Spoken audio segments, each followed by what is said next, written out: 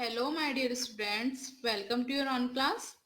I am Bhavna Joshi, and you are watching the second part of the video lecture of class 10 English chapter 1. I hope you have watched the first part of this chapter. If not, then please watch the first chapter and continue here. So, without wasting time, let's start the chapter. But in the hearts of all who lived in that solitary house in the middle of the valley, there was a single hope, help from God. इस valley के बीच में एकांत घर में रहने वाले सभी को भगवान से ही मदद की उम्मीद थी कि भगवान ही उनकी मदद करेंगे. Don't be so upset even though this seems like a total loss. Remember, no one dies of hunger. ऐसा लगता है कि हम सब कुछ खो चुके हैं, फिर भी उदास मत हो और याद रखो कि भूख से कोई नहीं मरता. That's what they say, no one dies of hunger. वे भी यही कहते हैं कि भूख से कोई नहीं मरता. All through the night, Lencho thought only of his one hope, the help of God. पूरी रात लेंचो बस एक ही उम्मीद के बारे में सोचता रहा कि भगवान उसकी मदद करेंगे.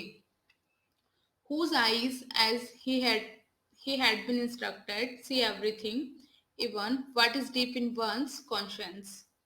उसकी आंखें भी वो सब देखती रही जैसे कि उसे ये करने के लिए कहा गया हो, यहाँ तक कि उसके मन का सही और गलत भी.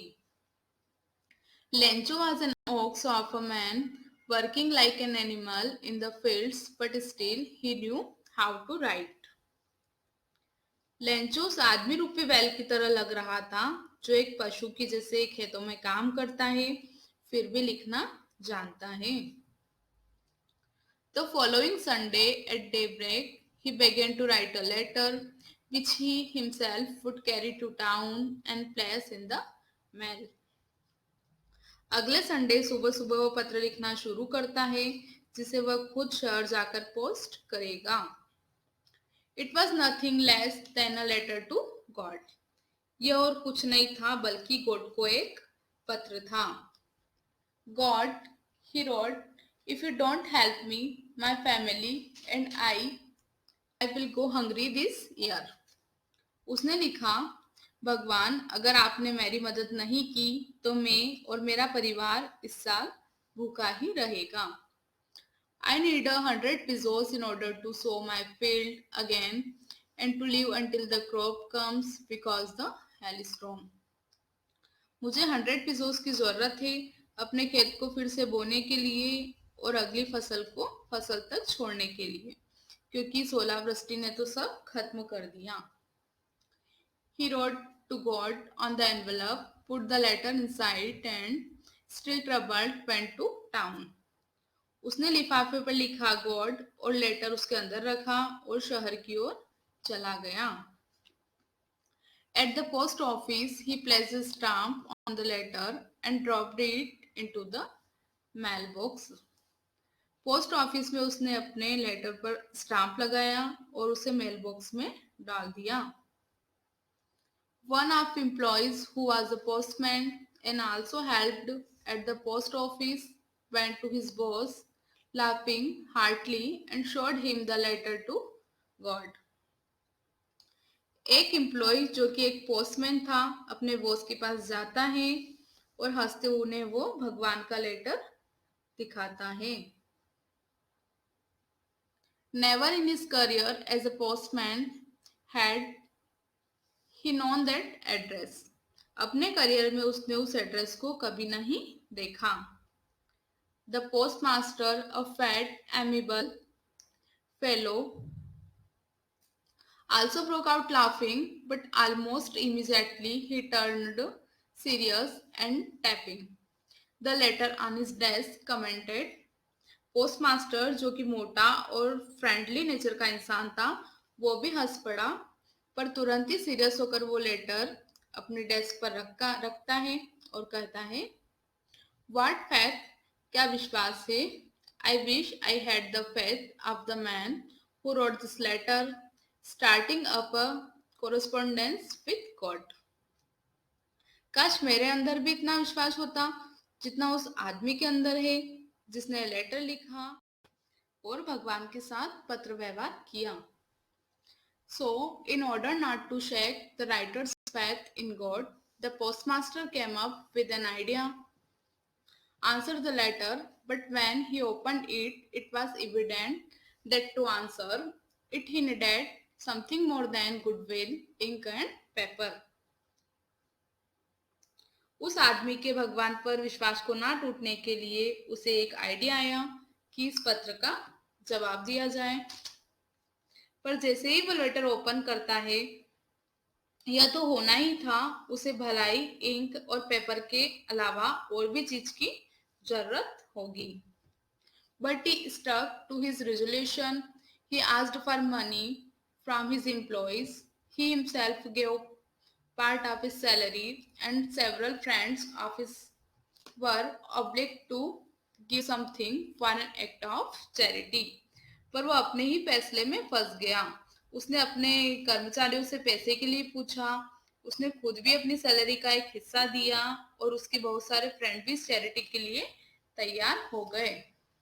It was impossible for him to gather the 100 pesos, so he was able to send the farmer only a little more than half. 100 pesos इकट्ठा करना उसके लिए असंभव तो था, बट उस किसान को उसने आधे से कुछ ही ज्यादा pesos वो भेज सका. He put the money in an envelope addressed to Lancho and with it a letter containing only a single word as a signature, God. उसने पैसे को लिफाफे में रखकर लेंचो का एड्रेस लिखा और केवल एक सिंगल वर्ड लिखा, the signature of God. The following Sunday, Lencho came a bit earlier than usual to ask if there was a letter for him. अगले संडे लेंचो हमेशा से कुछ पहले आकर पूछता है, क्या उसके लिए कोई पत्र है? It was the postman himself who handled the letter to him, while the postmaster, experiencing the contentment of a man who has performed a good deed, looked on from his office. यह वही postman था जिसने वह पत्र postmaster को दिया था.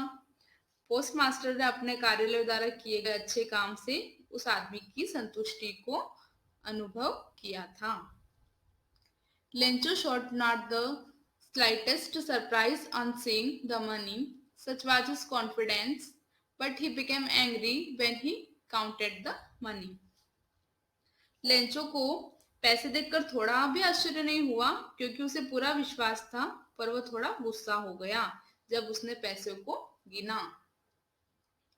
God could not have made a mistake, nor could he have denied Lencho what he had requested. भगवान गलती नहीं कर सकते, न ही वो मना कर सकते हैं जो लेंचो ने मांगा था.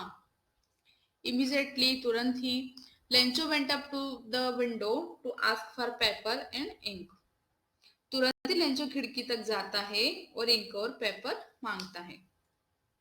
On the public writing table, he started to write with much wrinkling of his brow, caused by the efforts he had to make to express his ideas.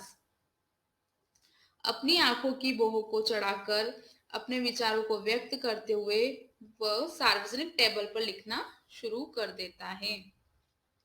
When he finished, he went to the window to buy a stamp which he licked and then affixed to envelope with a blow of his fist. पत्र पूरा होने के बाद वह post office की खिड़की पर जाकर एक स्टाम्प खरीदता है और उसे हाथ की मुट्ठी से उस स्टाम्प को लिफाफे पर चिपका देता है. The moment the letter fell into the mailbox, the postmaster went to open it. जैसे ही वो लेटर मेल बॉक्स में डालता है, पोस्टमास्टर उसे ओपन करता है. It said, God, of the money that I asked for, only 70 pesos reached me. Send me the rest since I need it very much. उसमें लिखा था, भगवान, मैंने जो आपसे पैसे मांगे थे उसमें से मुझे केवल 70 pesos ही मिले हैं, बाकी के मुझे भेजिए, but don't send it to me through the mail because the post office employees are a bunch of crooks. Lencho, लेकिन डाक के माध्यम से मुझे ये ना भेजे क्योंकि डाकघर के जो कर्मचारी है वो बदमाश है। Lencho. This is how the story ends here. Now the chapter first completed. I hope you understand the story. Next chapter will be uploaded very soon. Please like, subscribe, share and comment. Thank you for watching our channel.